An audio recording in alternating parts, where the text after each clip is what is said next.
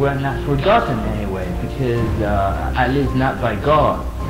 Remember, we had a terrible war, which is known in the books of history like the War of Paraguay, and it was a annihilation war, probably the worst of all history, because at the beginning of the war we had an estimated of 800, 900,000 people, and at the end of the war we had only 28,000 men, most of them severely maimed, most of them severely wounded, and the rest, 200,000, were women, elderly, and very young boys and ladies. So despite that, Paraguay is working, and you know what? I don't think that is to be forgotten. And since that, family was destroyed, and family as a concept was destroyed, and that was probably the origin of many of our problems, because there were no leadership, there were no examples to be taken, there were an image of father, there was an image of what is the nucleus of the society, which is the family. So misfortune, no way. I think what we had is a tremendous attack, and we still survived.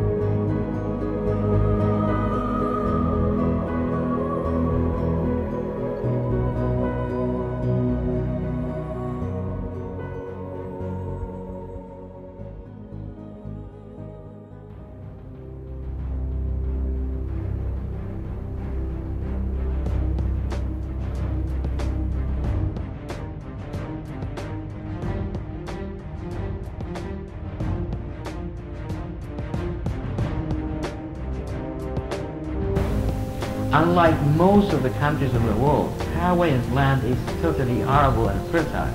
Probably 95% of the land in Paraguay are arable and fertile, which is something spectacular for a country, considering the size of Paraguay.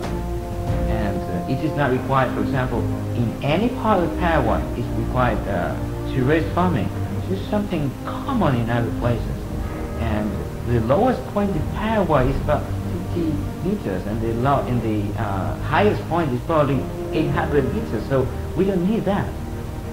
And experts confirm, besides, that in Paraguay, the excellent soil conditions, you see, all the nutrients we have, and plus the excellent climatic conditions we have. This is the reunion of many factors. For example, daylight plus night rhythm. This is due to the latitude we are in, and also the amount of temperature, the range of temperature that we have, the amount of humidity in the air, moisture, and all the conditions for plants growing unite in Paraguay in such a way that it's difficult to find any other place like this.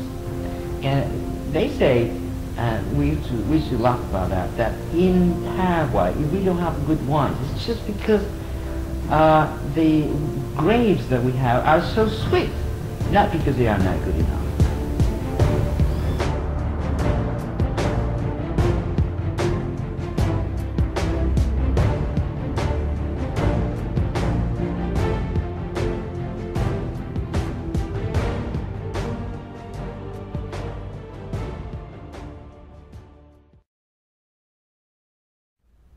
fortune? I don't think so. Not even close. I tell you what, Paraguay is a country with abundant fresh water. And recall that only 3% of the water of the world is fresh. The rest is salty. And you see that 3%? The 3% that we're talking about, 80% of that is in South America. And the rest of the world, this is 190 countries more or less, they have to use the 20% remaining for living, working, planning the future. And here in South America, these 10, 12 countries that we have, well, we have the 80% of the water of the world, the water that we can use for living. Okay, why is that important?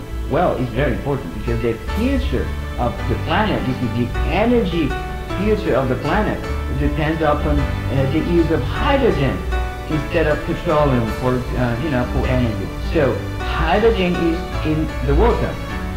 Okay, where? In the fresh water. Why not the salty water? Because it's so salty and it's so expensive to take the salt out of the ocean's water. Okay, so I think the equation on behalf of Paraguay is so clear. Okay, and recall that Paraguay has more than 800 rivers and springs. 20 of them are big rivers, and 2 of them are among the biggest rivers of the world. So besides, we have the aquifer, the Guarani aquifer. So I think we are not a country with bad land, if exists that land. Okay, so I think it's clear.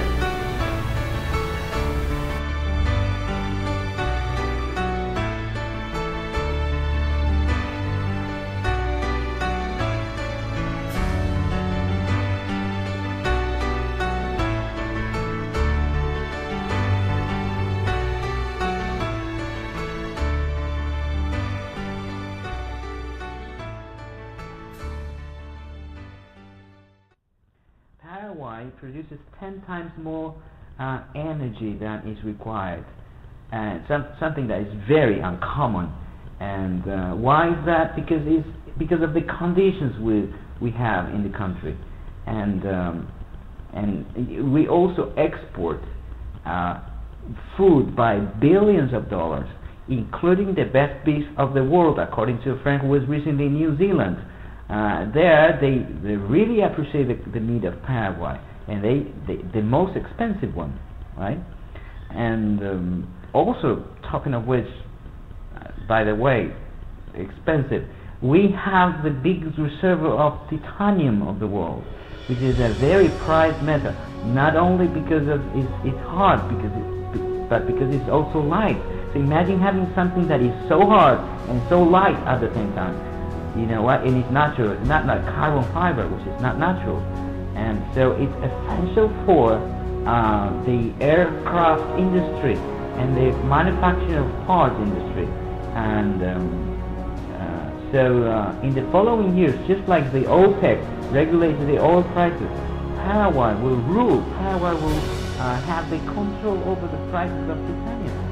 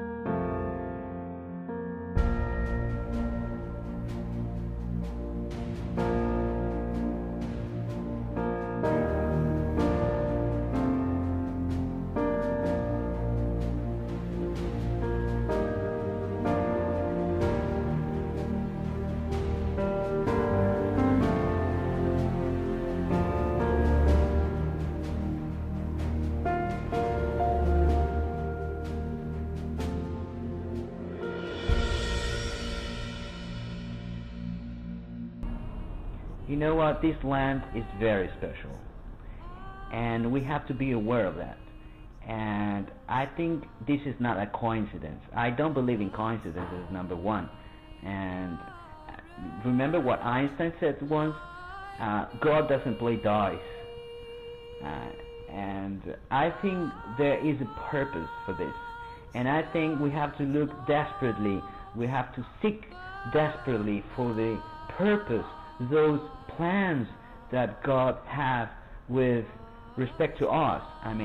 And we have to stop doing what we were doing in the past, which is cursing our own country in a supreme act of arrogance and pride, like Cecilia Baez did, for example, by saying that Paraguay is a country of Cretans with no glory. Oh my God.